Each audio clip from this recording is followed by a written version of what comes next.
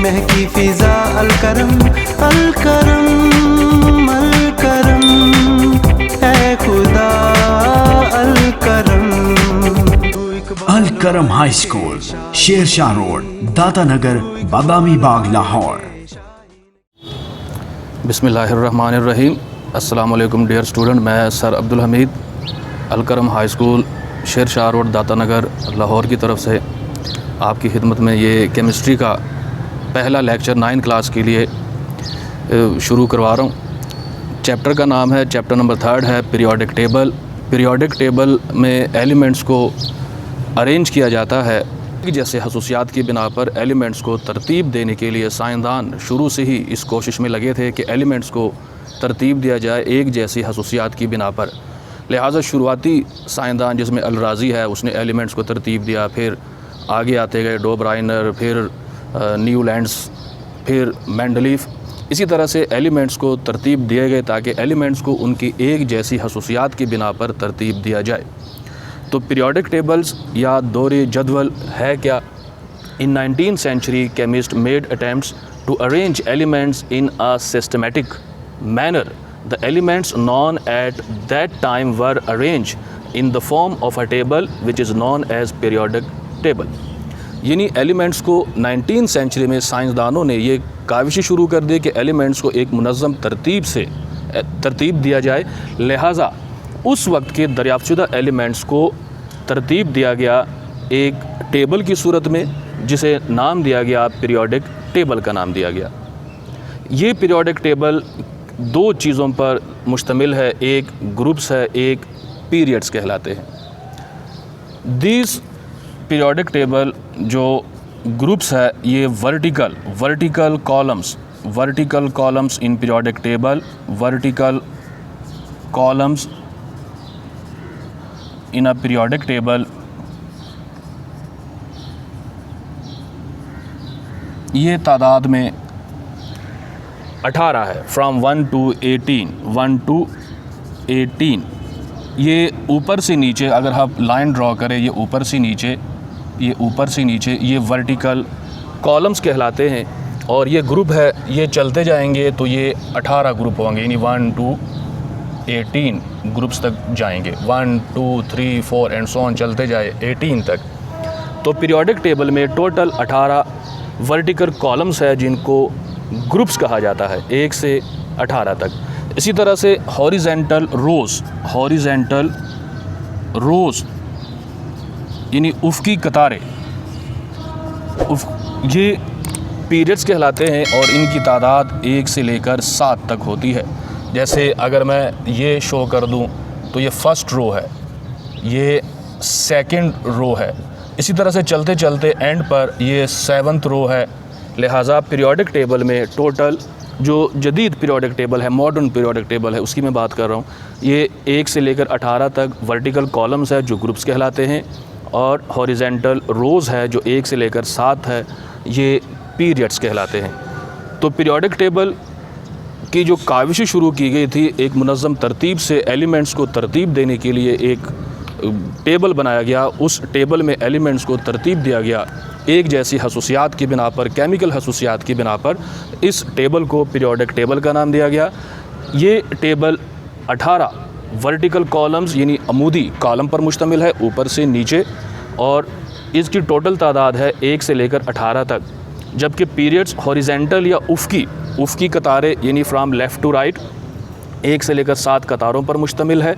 इस periodic table में dough ब्राइनर try एट्स, try का मतलब 3 एट्स, यानी कि 3 एलिमेंट्स का ग्रुप बनाया था डो ब्राइनर ने।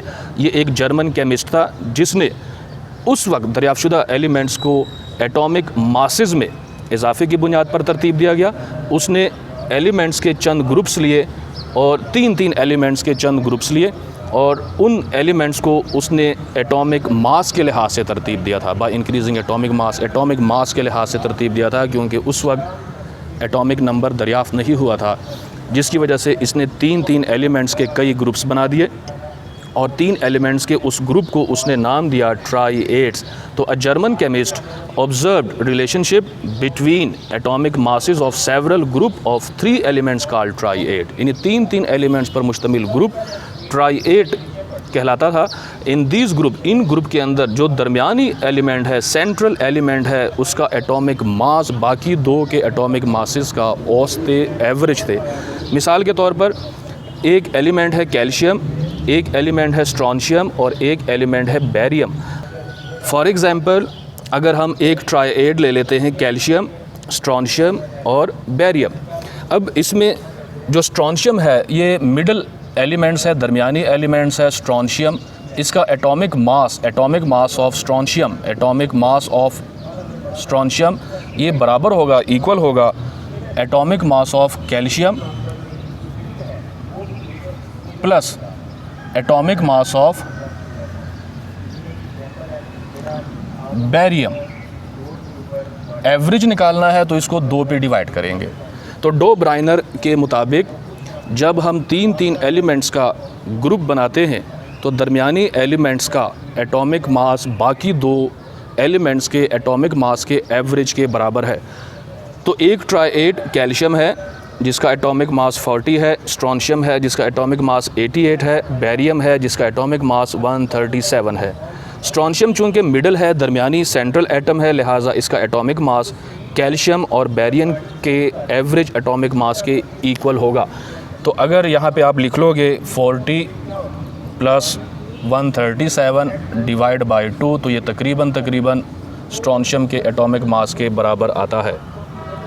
तो ये हो जाएगा 771 और इसको 2 पे डिवाइड करेंगे तो 288.5 तकरीबन, जो अप्रॉक्सीमेटली स्ट्रोंशियम का एटॉमिक मास है।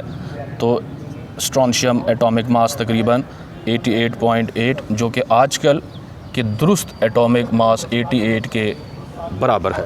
एक और साइंटिस्ट जिसका नाम था न्यूलैंड्स, ये ब्रिटिश केमिस्ट था 1864 में।